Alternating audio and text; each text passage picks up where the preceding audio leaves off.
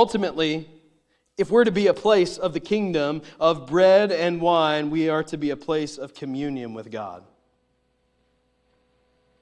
Because when Jesus offers bread to the people, and as we're going to hear next week when Jesus says, I myself am the bread of life, and He is going to be broken for them, He shows what kind of king He is.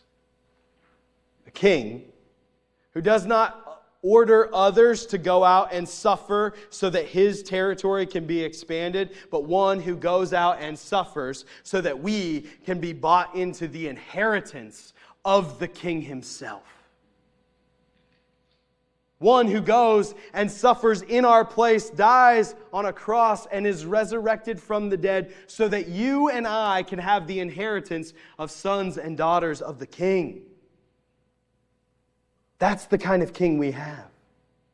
And so if we are to be a place that represents this kingdom, we are to be a place of communion with God, deep communion with God, deep intimacy with Jesus.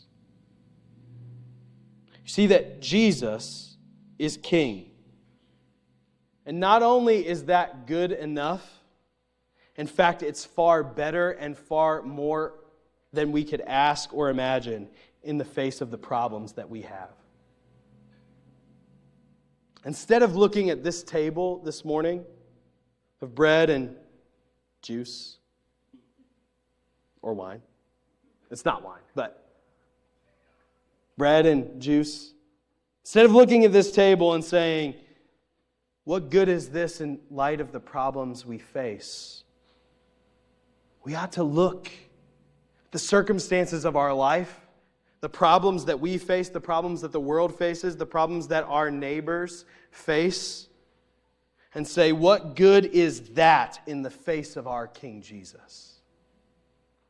What good is that in the face of our King Jesus, who has sacrificed Himself to overcome the world?